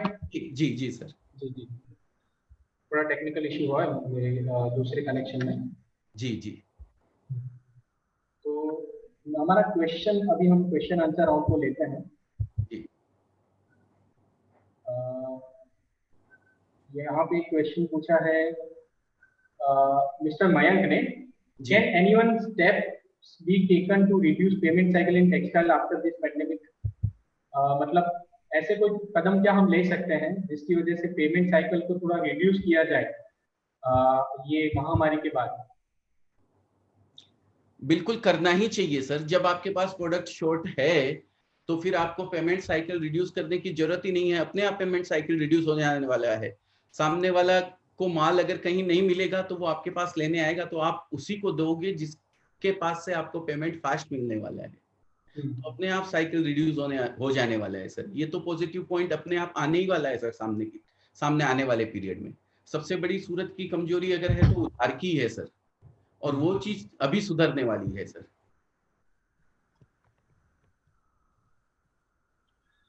और अभी एक नया क्वेश्चन है अमित जैन जी का। हाँ हाँ। डियर सर, मेरे जैसा हैंडलूम बेडशीट्स का बिजनेस है, जैसा लॉकडाउन खुलेगा उसके बाद मैं कस्टमर से कैसे डील करना है, कितने कस्टमर को शोरूम में एंट्री देनी है, क्योंकि हमारा काम ऐसा है जितनी वैरायटी बताता है उतनी ही बेडशीट सेल होती है, तो किस तरह से हम डील करें कस्टमर से, वो आइडिया दीजिएगा। सर वो तो डिपेंड करता है आपके शोरूम पे। अगर रिटेल शोरूम है आपका तो आपको सोशल डिस्टेंसिंग मेंटेन करनी पड़ेगी। जब तक ये कोरोना है तब तक तो संभाल के रखना ही पड़ेगा, उसी हिसाब से आपको अपने कस्टमर्स को डील करना पड़ेगा सर। जगह पे डिपेंड है सर, कितनी जगह है आपके पास में।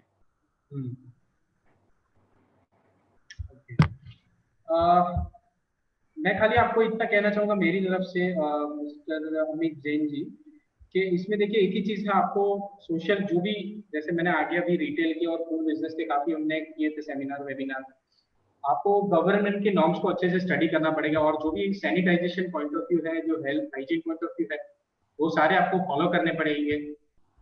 जैसे बताया जाता है आपको 50% स्टाफ के साथ चलाना पड़ेगा, शिफ्ट शायद आपको डाइवर्ट करनी पड़ेगी, हो सके उतना कॉन्टेक्ट लेस आपको शॉपिंग बढ़ाना पड़ेगा। जैसे सभी लोग अभी प्लान कर रहे हैं, जितना हो सके आप होम डिलीवरी पे फोकस करिए, आप ऑनलाइन मेनू भेज दीजिए अपने कस्टमर को, ताकि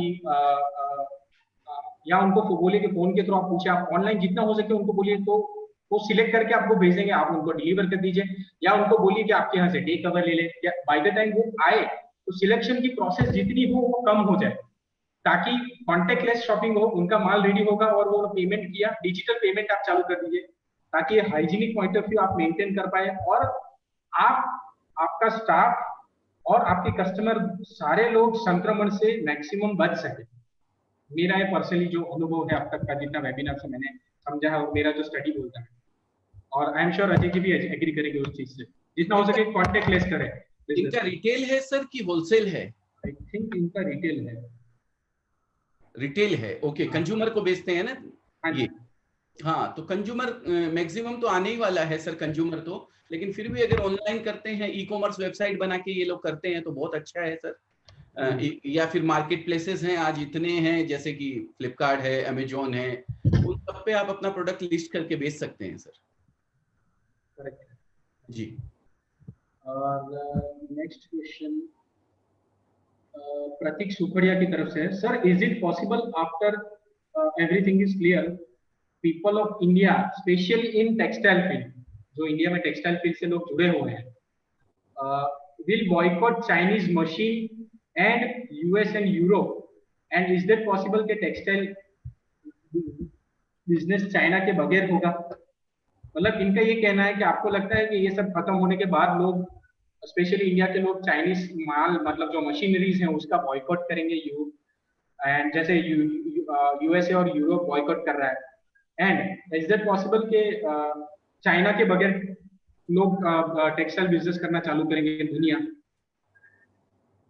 सर पॉसिबल तो सब चीज है, देखिए अगर बाइकआउट करते हैं तो, लेकिन कितना बाइकआउट करते हैं इसमें गवर्नमेंट का क्या रोल रहता है सर? सेंट्रल गवर्नमेंट से कितनी परमिशन उनको देती है, क्या क्या चार्जेज वगैरह जो वो कस्टम वगैरह लगते हैं उनके ऊपर कितना बढ़ाती है गवर्नमेंट, तो उसके ऊपर डिपेंड है सर। बाकी हम अगर चाहें कि नहीं यूज करना है तो बिल्कुल नहीं यूज करेंगे।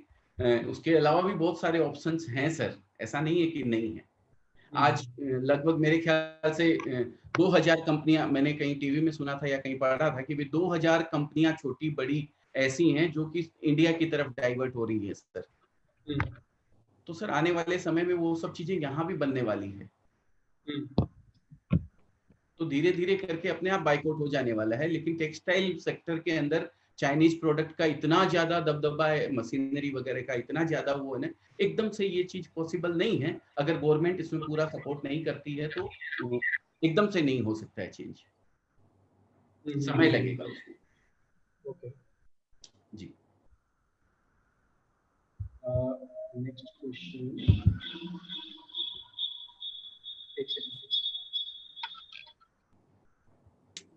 sir, the situation is very different, and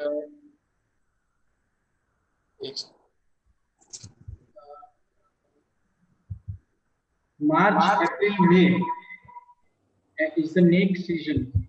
So because of marriage season, because of this, every wholesaler had stock up in March. सब लोग ने मार्च में स्टॉक करके रखा होता है, और उसके बाद लॉकडाउन हो और मैरिज सीजन अभी खत्म हो गई है, तो and government statement दिया है we may have to learn to deal with the virus. So in that scenario, the marriage cannot happen as before. And because of bad credit system where the goods are mostly sold on credit, sale return is going to be very high whenever this lockdown will be lifted. इनका ये कहना है कि marriage season already खत्म हो चुकी है। जी हाँ, मैरिज सीजन ऑलरेडी खत्म हो चुकी है, जिसमें ज्यादातर लोगों की डिपेंडेंसी रहती थी लॉकडाउन की वजह से, और अभी गवर्नमेंट ये बोल रही है कि भाई वायरस के साथ हमको डील करके आगे चलना पड़ेगा। तो क्या लगता है आने वाले समय में कैसे होगा, मतलब अगर ये अपॉर्चुनिटी हम गवा चुके हैं तो? क्योंकि लोगों ने स्टॉक करके रखा है नया माल मार्च में काफी मैरिज सीजन के हिसाब से। अच्छा, मतलब ये कहना चाहते हैं कि आगे मैरिज वगैरह नहीं होगी सोशल डिस्टेंसिंग मेंटेन करने के हिसाब से, गवर्नमेंट ने जो नॉर्म्स दिए हैं उसके हिसाब से, ऐसा कहना चाह रहे हैं सर? आगे शादियां होगी लेकिन इकट्ठा नहीं होंगे लोग, ऐसा? हाँ, मतलब मार्च में लोगों ने स्टॉक किया हुआ है। अच्छा, अब जो है हाँ, ये थोड़ा सा सीजनल जो स्टॉक है उसकी थोड़ी तकलीफ आ सकती है, लेकिन वो भी अगर शॉर्टेज रहती है तो पार्ट में डिवाइड होके रहता है। कुछ माल आपके पास रहता है, कुछ होलसेलर के पास रहता है, कुछ रिटेलर के पास रहता है, तो तीनों जगह मिला के अगर वो डिवाइड होके रहता है जो आपसे कस्टमर जुड़े हुए हैं उनके पास में, तो इतना ज्यादा लोड नहीं रहने वाला है उस चीज का। क्योंकि अगर रिटेलर और होलसेलर को माल चाहिए होगा शॉर्टेज की वजह से, तो वो आपसे बना के ही रखने वाले हैं सर। आप उनसे जीआर नहीं लेंगे तो वो लोग भी आगे जीआर नहीं करने वाले आपको।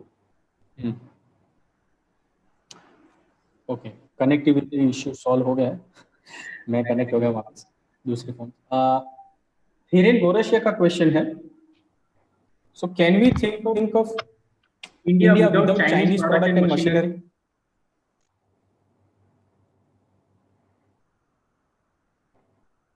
हेलो, हाँ जी, मशीनरी के बगैर क्या हेलो, इमेजिन कर सकते हैं हम? क्वेश्चन नहीं आया सर, वापस बताएंगे प्लीज। इंडिया को क्या हम इमेजिन कर सकते हैं चाइनीज प्रोडक्ट और मशीनरी के अलावा? मतलब ऐसा भारत जिसमें चाइनीज मशीनरी और प्रोडक्ट ना हो, ऐसा भारत हम इमेजिन कर सकते हैं? बिल्कुल करना चाहिए सर, आने वाले समय में होने वाला भी है सर, मैं तो यही बोलता हूँ। ओके जी, हिरेन जी, मैं खाली इतना कहना चाहूंगा इस बात पे, हालांकि ये लंबा प्रोसेस है, अचानक से नहीं होगा, क्योंकि अभी आज की तारीख में ऑल ओवर वर्ल्ड की डिपेंडेंसी चाइना पे है because of the production capacity. But yes, कहते ना कि हवा का रुख कब बदलता है, वी नेवर नो। जैसे वी हैव हर्ड कि 1000 companies from China want to shift to other country. 1000 company वो जापान, यूएस और यूरोपियन कंट्री का कंपनीज है, वो शिफ्ट करना चाह रही है और डेडिकेटेडली वो they are in talk with Indian government, Vietnam, Malaysian, हर गवर्नमेंट से वो बातचीत कर रही है। तो अभी उसमें हर एक कंट्री उसका कितना बेनिफिट ले सकती है, एंड यू नेवर नो। अगर वो सब चीज सक्सेसफुली हो गया तो suddenly we never know, but ये प्रोडक्शन जो हब है वो कहीं और डाइवर्ट हो जाए, right? So maybe it is a long process, but impossible नहीं है, पॉसिबल हो सकता है। नेक्स्ट क्वेश्चन मयंक का है कि can we eliminate the credit system in textile and work on strictly PDC and payment against delivery? जो credit system है उसको हम कंप्लीटली इसको एलिमिनेट मतलब हटा सकते हैं, और जो पोस्ट डेटेड चेक वाली सिस्टम है पेमेंट्स अगेंस्ट डिलीवरी, उस पे क्या हम इस चीज को ला सकते हैं? आपका क्या मानना है? बिल्कुल ला सकते हैं सर। अगर ऐसा टेक्सटाइल वाले सोच ले तो बहुत अच्छा हो जाएगा, मैं तो बोलता हूँ। लेकिन टेक्सटाइल वाले क्या है, एक एक वो बन के नहीं रहते हैं सर, सबसे बड़ी दिक्कत यही है। इस मामले में पहले भी बहुत सारे स्टेप्स उठाए गए हैं, लेकिन सब मिलके किसी तरीके का कोई डिसीजन नहीं ले पाते हैं। तो मैं अभी एक ऐसा चांसेस है सबको मिलके कुछ करने के लिए कि इस काम में अगर ये लोग सपोर्ट करते हैं, सारे मिलके सपोर्ट करते हैं, तो ये काम किया जा सकता है। आज हम लोगों को आप देख सकते हैं कि हम लोग किसी भी तरीके का कोई क्रेडिट का काम नहीं करते हैं सर, 100% केस पेमेंट पे काम करते हैं। तो ऐसा नहीं है कि पॉसिबल नहीं है सर, अगर आप चाहते हैं तो वो चीज पॉसिबल है और आप कर सकते हैं। मतलब शुरुआत कहीं ना कहीं लोगों को करनी पड़ेगी, धीरे धीरे फिर हो सकता है लोग उसको फॉलो करना शुरू करें। बिल्कुल, और सबसे अच्छा मौका है मैं बोलता हूँ ये करने का, सबसे बढ़िया पीरियड है सर इसको शुरू करने का। नहीं, सही बात है जी। एक क्वेश्चन है बट मैं समझ नहीं पा रहा हूँ अभी, ये machinery EMI what about you, पता नहीं अभी शायद आप इसको एलोबरेट करेंगे तो शायद हम अच्छे से इसको समझ पाएंगे। तो मैं नेक्स्ट क्वेश्चन पे जाता हूँ जी, क्योंकि इनका प्रश्न समझना थोड़ा मुश्किल है। अमित जैन की तरफ से एक क्वेश्चन है, हम चाहते हैं कि हमारा प्रोडक्ट ऑनलाइन सेल करे, हमें आइडिया दीजिएगा, क्योंकि हमारे सेक्टर हैंडलूम में फील किए बिना कस्टमर परचेज नहीं करता है, उस चीज को अनुभव फील किए बगैर बोले वो परचेज नहीं करते हैं हैंडलूम के फील्ड में, तो उसको कैसे ऑनलाइन ले जा सकते हैं? नहीं सर, हैंडलूम में तो बहुत कम प्रोडक्ट है सर। आज टेक्सटाइल में इतने सारे प्रोडक्ट हैं सर, एक से एक। साड़ी में इतने सारे मटेरियल आते हैं, जब वो ऑनलाइन बिक सकते हैं तो सर हैंडलूम क्यों नहीं बिक सकता है सर? बिल्कुल बिक सकता है। आज साड़ी और कुर्ती और ड्रेस मटेरियल वगैरह में तो इतने आइटम है, ढेरों आइटम, वो जब ऑनलाइन बिक सकते हैं सर, तो हैंडलूम में तो आराम से बिक सकते हैं। आप अपना छोटे लेवल पे स्टार्ट कर सकते हैं, अमेजोन पे है, फ्लिपकार्ट पे है, या किसी पे भी मार्केट प्लेस पे रजिस्टर करके आप अपनी वेबसाइट बना के आप व्हाट्सएप के जरिए या फेसबुक के जरिए, आजकल तो इतने सोशल मीडिया प्लेटफॉर्म हैं, उनके ऊपर आप स्टार्ट कर सकते हैं। अमित जी, शायद मैं अपने अनुभव या जो मेरा स्टडी है उसके बेस पे शायद आपको आपकी बात शायद कुछ हद तक सही है कि कुछ चीजें ऐसी होती है जिसमें लोग तुरंत पसंद नहीं करते हैं। जैसे आज की तारीख में भी डेवलप कंट्रीज हैं, उसमें कपड़े के मामले में शॉपिंग कम होती है क्योंकि उनको फील करना होता है। बट इंडिया की मैं बात करूँ तो इंडिया में लोगों ने नई नई चीजें बहुत एक्सेप्ट करी है ऑनलाइन। बट हाँ, आपको ये चैलेंज ओवरकम करने के लिए शायद आप ये टूल इस्तेमाल कर सकते हैं कि आप एक बार कस्टमर को माल वापस लेने की अश्योरेंस दीजिए एटलीस्ट 6 महीना साल भर, कि अगर आपको फील लगता है कि आपका प्रोडक्ट जो आप क्वालिटी समझ रहे थे वो क्वालिटी से मैच नहीं कर रहा है, तो आप 24 घंटे 48 घंटे में उसको रिटर्न कर सकते हैं। शायद इस तरह से आप लोगों का विश्वास जीतना चालू करेंगे, फिर धीरे धीरे वो आपसे विश्वास करेंगे कि नहीं, इनके पास से मुझे अपनी क्वालिटी वाली प्रोडक्ट नहीं मिल रही है, और अगर नहीं मिलती है तो ये प्रोडक्ट वापस भी ले लेते हैं, तो ऐसा नहीं है कि मेरा पैसा मतलब वेस्ट जाएगा। तो एक तरह से आपको एक विश्वास, ट्रस्ट जीतना पड़ेगा लोगों का। तो धीरे धीरे आपको आदत लगानी पड़ेगी, but once they are train, उनको ट्रस्ट हो जाएगा तो आई एम श्योर वो आपसे खरीदना चालू करेंगे ऑनलाइन भी। करेक्ट अजय जी, आपका क्या कहना है? बिल्कुल सर, बिल्कुल एकदम सही बात है। एक और सवाल है बट आई डोंट नो, पर मैं इसको थोड़ा ब्रीफ में लूंगा कि what about embroidery job work. शायद ये पूछना चाहते हैं कि एम्ब्रॉयडरी जॉब वर्क पे इसका क्या इफेक्ट होगा अभी की जो सिचुएशन का।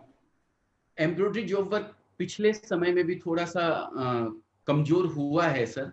ऐसा नहीं है कि कोरोना की वजह से हुआ है, वो पहले से ही थोड़ा कमजोर हुआ है, क्योंकि जो ये रेपियर की मशीनें आई हैं, जो टॉप डाइट के प्रोडक्ट हैं, वो सब ने जगह बहुत ज्यादा ले ली है सूरत के अंदर, खास सिल्क साड़ियां वगैरह जो आ रही है। तो हो सकता है आने वाले समय में एम्ब्रॉयडरी और थोड़ा कम हो एक बार के लिए। ओके। एक मयंक जी का और सवाल है, if we start directly giving to retailer will it not spoil the market for wholesaler of Surat. मतलब हम अगर रिटेलर को डायरेक्टली देना स्टार्ट कर देते तो सूरत के होलसेलर का बिजनेस खराब नहीं होगा, ये कहना ये चाहते? बिल्कुल बिल्कुल होगा जरूर, लेकिन सर एक रिटेलर को अगर 2 स्टेप सस्ता जाएगा, आज 10% एक डीलर और होलसेलर का 10 से 15% या 20% तक मार्जिन ऐड होता है सर। तो अगर उतना सस्ता रिटेलर को मिलता है ना, तो आपका प्रोडक्ट और ज्यादा बिकेगा, जैसा कि हमने किया है। हमने डायरेक्ट उसी रेट के अंदर रिटेलर को दिया है, तो हमें बहुत अच्छा बेनिफिट है। हमसे काफी डीलर नाराज हुए हैं, काफी डीलर हैं जो हमसे नाराज हो गए हैं कि भाई हम इनका कपड़ा नहीं बेचेंगे, ये डायरेक्ट रिटेलर को दे देते हैं एक ही मंडी के। जैसे मैं कानपुर की बात करूं तो कानपुर के जो डीलर हैं वो काफी नाराज हैं हमसे, लेकिन उनको लेने के लिए आना पड़ता है, उनकी मजबूरी होती है, क्योंकि कंज्यूमर जब मांगते हुए आता है कि भाई मेरे को अजमेरा का साड़ी चाहिए, तो उसको आके आपके यहाँ से लेना ही पड़ेगा, भले ही उसमें 2 पैसा कम मिलता हो या ज्यादा मिलता हो। कस्टमर अगर आके दुकान पे मांगता है तो वो खाली नहीं बेच सकता है, तो उनको लेना ही पड़ेगा आपके यहाँ से, अगर आपके प्रोडक्ट में दम है तो।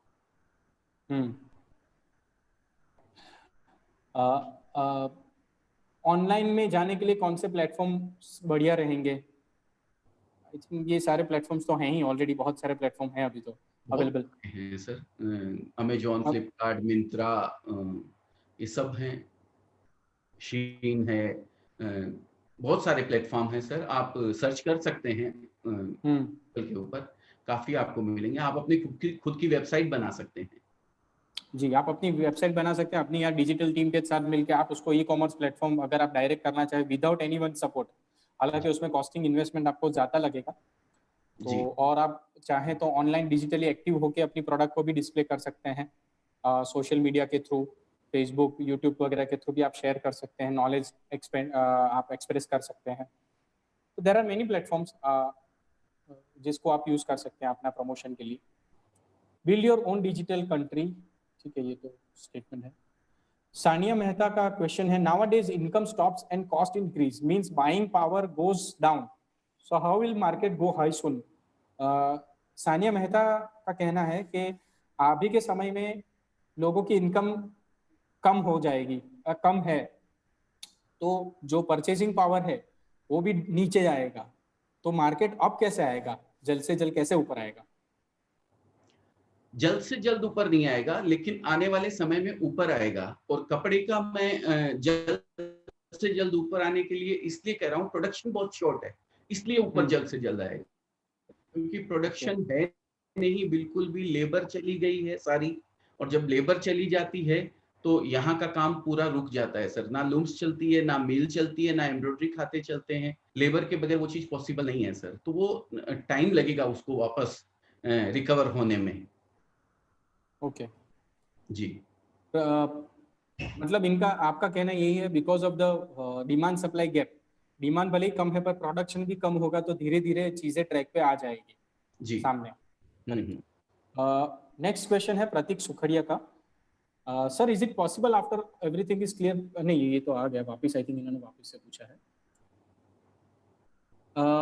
ये क्वेश्चन है सुनील शाह का। सर जी मेरा कुर्ती का मैन्युफैक्चरिंग बिजनेस है, तो लॉकडाउन के बाद आप क्या सजेस्ट करोगे, मार्केट में शॉप या ऑनलाइन या दोनों चीज करनी चाहिए, या फिर खाली शॉप या मतलब ऑनलाइन ऑफलाइन या दोनों, क्या करना चाहिए?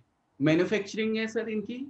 हाँ जी कुर्ती की मैन्युफैक्चरिंग है। मैन्युफैक्चरिंग है तो मार्केट में एक शॉप तो होना ही चाहिए सर। बाकी ऑनलाइन भी आप कर सकते हैं, ऑनलाइन भी आपको करना ही चाहिए, मैं ये बोल रहा हूँ। आप कैटलॉग वगैरह बना के ऑनलाइन डिस्प्ले कर सकते हैं आप अपने कस्टमर्स को, क्योंकि कस्टमर को अभी आने में थोड़ा समय लगेगा। और आप मैन्युफैक्चरिंग कर रहे हैं तो 100% आपकी शॉप तो होगी मेरे ख्याल से मार्केट में कहीं ना कहीं, तो वो तो रखिए आप ऑनलाइन अपने आप को डिस्प्ले कीजिए सर। सूरत नेटवर्क टेक्सटाइल नेटवर्किंग की तरफ से एक मैसेज आया कि 5000 लोग अभी हमें देख रहे हैं लाइव सूरत में उस फेसबुक पेज पे। सो शायद कोशिश करेंगे उनके क्वेश्चंस हम लेने की, मुझे थोड़ा टेक्निकल इश्यूज आ रहे हैं, वरना मैं उनके फेसबुक के क्वेश्चंस भी लेने की कोशिश डेफिनेटली करता। फिलहाल तो मैं जूम के ऊपर जो क्वेश्चन आ रहे हैं उसी को मैं ले पा रहा हूँ, बट डेफिनेटली हम कोशिश करेंगे, ऐसा हो तो स्पेशली हम एक अलग सेशन रखेंगे। बिल्कुल सर। सारे क्वेश्चंस लेना मैं अभी फेसबुक चेक नहीं कर पा रहा हूँ due to some technical issues, मेरे सारे डिवाइसेस अभी इसमें एंगेज हैं जूम के साथ। ओके। मयंक जी का एक क्वेश्चन है कि sir agree sir will it sustain for long term, I don't know ये किस संदर्भ में पूछ रहे हैं, तो मैं नेक्स्ट क्वेश्चन लेता हूँ। रेडीमेड गारमेंट्स कुर्तीज का कैसा रहेगा लॉकडाउन के बाद, मतलब ये बिजनेस का ग्रोथ कैसे रहेगा, मतलब जो रेडीमेड गारमेंट्स कुर्तीज वगैरह का जो बिजनेस कर रहे हैं, आई थिंक आपने उसको कवर तो कर लिया शायद ये क्वेश्चन आपने। बहुत अच्छा रहने वाला है सर कुर्तीज का। डिमांड बढ़ती चली जा रही है सर आने वाले समय में। कुर्ती रेडीमेड की जो है गांव देहात से भी सर आजकल कुर्तियों की डिमांड अच्छी आने लग गई है। जो पहले एक प्रिंटेड साड़ी पहनी जाती थी नॉर्मल वे में डेली वियर के अंदर, आजकल कुर्ती यूज करती हैं लेडीज। तो कुर्ती तो आगे फ्यूचर अच्छा ही है सर। लक्ष्मण जी का सवाल है, sir you have talked about the growth in textile industry on a global level, but I have concern regarding the trend of westernization of outfits, as India is youth oriented country and the youth are moving towards western dress code। ये एक बहुत ही interesting question है, मैं personally इसे पसंद कर रहा हूँ। लक्ष्मण जी ने पूछा है कि हमने बात करी ग्रोथ की ग्लोबल लेवल पे कि हमारा टेक्सटाइल बिजनेस ग्रो करेगा, फ्लरिश करेगा, बट लोगों का जो ट्रेंड है वो बदल रहा है, जो कपड़े पहन रहे हैं लोग वो काफी वेस्टर्नाइज हो रहा है। जैसे काफी लोग अभी साड़ी भी पहनना कम कर दिया, अगर हम देखते हैं तो साउथ में ज्यादा साड़ी पहनते हैं, बाकी लोग ने कम कर दिया, फीमेल्स ने भी। तो इस केस में आपको क्या लगता है हमारी डिमांड सप्लाई कैसे, अगर डिमांड नहीं होगी अपने कपड़ों की लोकल, तो कैसे हम सस्टेन कर पाएंगे? ये क्वेश्चन पूछा है लक्ष्मण जी ने। समय के हिसाब से चेंज होना ही पड़ेगा सर। एक समय था जब साड़ी का मार्केट था लगभग 80% और 10% कुर्ती का मार्केट था सर, कुर्ती और सूट का। आज अगर मैं बात करने जाऊं तो मेरे ख्याल से 50-50 के दोनों आ गए हैं। और आने वाले समय में कुर्ती और ड्रेस मटेरियल का और ज्यादा वजन होने वाला है सर सूरत के मार्केट के अंदर। तो आपको अपने हिसाब से चेंज तो करना ही पड़ेगा, समय के साथ चलना ही पड़ेगा।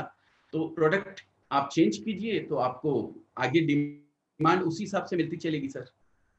बाकी जो इंडिया में अभी जो चल रहा है वो चीज फॉरेन में चलती है। एक गाइनीज करके एक कौम आती है जो जब अंग्रेज यहाँ से छोड़ के गए थे तो उनके साथ कुछ इंडियंस गए थे यहाँ से, तो उनको गाइनीज बोलते हैं सर। वो लोग आज भी जो हैं, जैसे छठ पूजा होती है, राखी होती है, वो सारे त्योहार आज भी वो लोग फॉलो करते हैं सर। और वही इंडियन कल्चर जैसा उनका कल्चर था वर्षों पहले, वो आज भी उसी तरीके से फॉलो करते हैं। तो वहां उनके यहाँ आज भी वो चीज की डिमांड है। ओके जी। लक्ष्मण जी मैं एक चीज कहना चाहूंगा आपको इस मामले में कि आप नई चीजों को बनाइए। अगर लगता है कि चीजें वेस्टर्न हो रही है तो you can also try to make something like Indo western kind of a thing. क्योंकि देखिए मेरा मानना है जब भी आज की तारीख में भी जब भी त्योहार आएंगे, घर पे शादी वगैरह आएगी, तो कोई वेस्टर्न तो नहीं पहनेगा। तो उस चीज के लिए लोग ऐसी इन बिटवीन जैसे इंडो वेस्टर्न चीजें होती है, तो ऐसी बनाए जो मॉडर्न भी लगे, साथ ही साथ ट्रेडिशनल भी हो और अपनी प्रोडक्ट्स भी उसमें इस्तेमाल होती हो। तो अगर हम इन्वेंशन करेंगे तो डेफिनेटली लोग हमारे प्रति अट्रैक्ट होंगे। तो ऐसी यूनिकनेस, नई नई चीजों के प्रति अगर हम सोचेंगे तो डेफिनेटली हमारे लिए अपॉर्चुनिटी खुल सकती है। How to customer would be like to shopping after open the lockdown? Mukesh Goswami का सवाल है, लोग कैसे आएंगे खरीदी करने के लिए लॉकडाउन के बाद? आई थिंक ये मुद्दा भी हमने काफी वैसे तो कवर किया है। ऑनलाइन अपने आप को तैयार कीजिए, आपके प्रोडक्ट कस्टमर तक पहुंचाइए, क्योंकि जहां तक मैं समझता हूं 10% ही एक बार रहने वाली है। अगर 100 कस्टमर आने वाले थे तो 10 ही कस्टमर अभी आएंगे आने वाले समय में। धीरे धीरे वो बढ़ेगी सर स्पीड। करेक्ट। तो कस्टमर आपके पास आए उससे पहले आप उनके पास पहुंच जाइए। I think there are number of questions. मुझे लग नहीं रहा है कि हम इतने सारे क्वेश्चंस को कवर कर पाएंगे, बट एक आध दो हम लेते हैं कोशिश करने की, फिर हम इसको थोड़ा आगे ले जाएंगे। बिल्कुल। रिटेलर को सस्ता मिलने से उनकी पर्च ये सर स्पेशली इसके लिए तो हाँ जी, अच्छा रहेगा। जी बिल्कुल बिल्कुल। एक आध दो क्वेश्चन हम लेते हैं जी। कुछ। Sir what would be the trend of saris and dress material? Sir, what would be the trend of sarees or dress material? Is people are still will be inclined to buy sarees and dresses because there is more adoption? Sir, I think Laxman ji ये question का answer हमने बहुत detail में विस्तार से दे दिया है। क्या आप नई चीजों पे डाइवर्ट हो सकते हैं? You can try to make some Indo western products also. I think लोग एक ही सवाल बार बार कर रहे हैं, तो थोड़ा नया।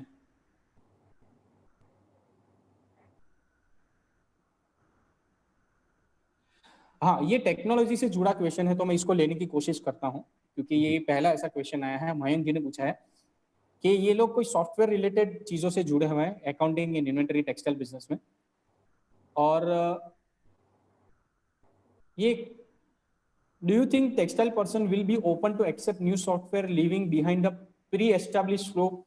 This question arises because generally it is a trending middle level companies are bit reluctant. हाँ, मतलब इन शॉर्ट इनका क्वेश्चन यही है कि आज ही तारीख में लोग और सॉफ्टवेयर ड्रिवन या टेक्नोलॉजी ड्रिवन नहीं जा रहे। तो आपको लगता है आने वाले समय में, और सूरत में स्पेशली छोटे व्यापारी का अप्रोच पॉजिटिव नहीं है इन चीजों को एडॉप्ट करने के प्रति, सॉफ्टवेयर वगैरह, तो क्या आपको लगता है लोग एडॉप्ट करेंगे इस चीज को आने वाले समय में, टेक्नोलॉजी को और सिस्टम सॉफ्टवेयर वगैरह को?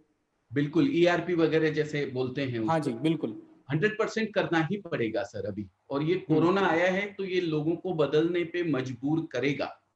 मैं इसीलिए कोरोना को पॉजिटिव ले रहा हूं सर। इतने टाइम से जो लोगों को नहीं समझा पा रहे थे, आज तक लोग नहीं समझ रहे थे, वो अब समझेंगे सर इस चीज को। अब वो एक्सेप्ट करेंगे उस चीज को कि भाई हाँ, हमको ERP SOP बनानी चाहिए। एक सिस्टमेटिक ऑपरेशन जो होता है अपने जो अपना क्या बोलते हैं अपना शॉप होता है उसके अंदर, वो बनाना ही पड़ेगा उनको। आज मैं यहाँ बैठ के घर बैठ के भी बिलिंग हो सकती है, ऐसा प्रोग्राम मुझे बनाना ही पड़ेगा। आज हमारी ERP चालू है, हम लोग बनवा रहे हैं अभी ERP। 1 अप्रैल को हम लोग ने मतलब उसको एग्जीक्यूट भी करने वाले थे, लेकिन ये बंद हो गया, इस वजह से हम लोग नहीं कर पाए। तो अगर किसी को भी ERP वगैरह के बारे में कोई भी क्वेश्चन हो तो बहुत अच्छा ERP का हम लोग के पास है जो बनाते हैं। अगर उनको ऐसी रिक्वायरमेंट हो तो मैं आपको नंबर शेयर करूंगा, आप उनसे बात कर सकते हैं। बाकी बहुत सारे हैं सर जो ERP वगैरह बना के देते हैं। राइट। और किसी ने यही सवाल किया है, तो देखिए सर, किसी ने पूछा कि ERP और SAP का बारे में डिटेल कैसे पता चलेगा? तो यही है कि आप गूगल के थ्रू ढूंढेंगे तो आपको बहुत सारे अभी तो ERP सॉफ्टवेयर बनाने वाले मिल जाएंगे। इवन कुछ को तो मैं पर्सनली जानता हूँ, वो बहुत डिटेल में इसमें गए हैं। और पहले ऐसा था कि ERP सॉफ्टवेयर SAP बहुत महंगे थे, अभी भी है। आपका अगर इंडस्ट्री लेवल का काम है, मिल लेवल का काम है, तो डेफिनेटली उसके जो सॉफ्टवेयर आते हैं बहुत ही महंगे आते हैं। बट फ्रैंकली स्पीकिंग, मैंने अपने नजर से देखा है, अगर आपका छोटा बिजनेस है तो अभी की तारीख में आपकी रिक्वायरमेंट के हिसाब से ऐसे ERP सॉफ्टवेयर आपके बजट में 100% अवेलेबल है मार्केट में। आपको थोड़ा स्टडी करना पड़ेगा, आपको थोड़ा रिसर्च करना पड़ेगा, बट डेफिनेटली आपको अच्छे से अच्छे ERP सॉफ्टवेयर आपको मिल सकते हैं। और अगर फिर भी आपको सपोर्ट चाहिए तो I am sure Ajay ji भी आपको हेल्प कर पाएंगे, आप हमसे भी कांटेक्ट कर सकते हैं। We will try to connect you कहीं ना कहीं ऐसे कुछ जो हमारे जानने वाले हैं उनके साथ, जिससे आपको कुछ ना कुछ सहायता हो जाए। बट यस, टेक्नोलॉजी सॉफ्टवेयर को एडॉप्ट जितना जल्दी से जल्दी हम कर ले, हमारे और आने वाले फ्यूचर के लिए, ये इंडस्ट्री के लिए ये बहुत ही अच्छा रहेगा। जितना चीज को हम रिलेक्टेंट रहेंगे, उसका विरोध करते रहेंगे, डेफिनेटली उन लोगों को आज नहीं तो 2-4 साल में काफी तकलीफों का सामना करना पड़ सकता है। क्योंकि जैसे अजय जी ने बताया और मैंने भी पहले एग्री किया कि वो उसी में उलझा रहेगा, छोटी छोटी चीजों में उलझा रहेगा, छोटी छोटी बातों में, छोटी छोटी चीजों के ऑर्डर देने में, नया नहीं सोच पाएगा। और जो लोग ने अडॉप्ट कर लिया वो नया सोचेंगे, नई चीजों को प्लान करेंगे, तो वो बिजनेस को एक नए लेवल पे ग्लोबली एक्सपांड करने का विजन डेवलप कर पाएंगे। हाँ जी, तो समीर जी, मेरा एक्चुअली वेबिनार है नेक्स्ट। हाँ, बिल्कुल बिल्कुल, मैं बहुत जल्दी इसको मैं खत्म करूंगा। ये हमारे कुछ कांटेक्ट डिटेल्स हैं, अगर किसी को भी कुछ भी कांटेक्ट करना है, हमारे फ्रेंचाइज इनसाइडर, ये हमारे फोन नंबर्स हैं 6351238955, या हमारी वेबसाइट के थ्रू हमें आप कनेक्ट कर सकते हैं franchiseinsider.in। हमारे सोशल मीडिया प्लेटफॉर्म्स है फेसबुक, लिंक्डइन फ्रेंचाइज इनसाइडर, या हमारी यूट्यूब चैनल है फ्रेंचाइज इनसाइडर, उस पर भी आप हमें सब्सक्राइब कर सकते हैं। लिंक्डइन पे सब जगह आप हमें सर्च कर सकते हैं। दूसरा, खाली बस लास्ट में एक कॉल है, अगर अजय जी आप लेट हो रहे हैं तो मैं आपको डेफिनेटली मैं आपका धन्यवाद करना चाहूंगा। आप आए और आपने अपना नॉलेज शेयर किया हमारी ऑडियंस के साथ, बहुत बहुत धन्यवाद on behalf of audience, on behalf of franchise insider. I am sure ये लोगों को बहुत यूजफुल रहेगा आने वाले समय में, और एक उम्मीद की किरण, एक उम्मीद की दिशा देगा, ताकि वो एक हिम्मत बढ़ा के आने वाले समय का अच्छे से अच्छा मुकाबला कर पाए और इस बिजनेस को अच्छे लेवल पे ले जाएं। ऑडियंस जाइएगा नहीं, एक कॉल मैं लेने वाला हूं, अगला वेबिनार आप किस टॉपिक पे चाहते हैं, पर I think Ajay ji late हो रहे हैं।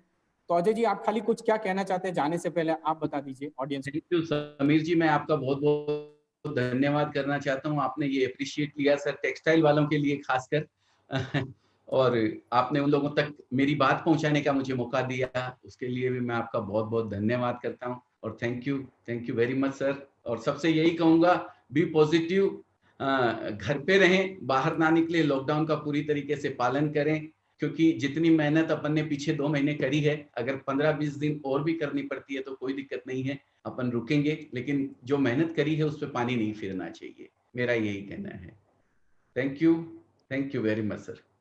Thank you so much. And audience, आप वेट करिए, एक खाली पोल है 1 मिनट का, आप पोल के आपको हमारा कौन सा टॉपिक पे आप चाहते हैं कि हम वेबिनार करें। मनीष, एक बार पोल स्क्रीन पे ले जाओ, आप उसमें ऑप्शन सिलेक्ट करिए, तो आपके स्क्रीन पे आया होगा कि आप किस इंडस्ट्री पे अगला वेबिनार चाहते हैं। Food and beverages, retail, automobile, real estate, information and technology मतलब IT फील्ड,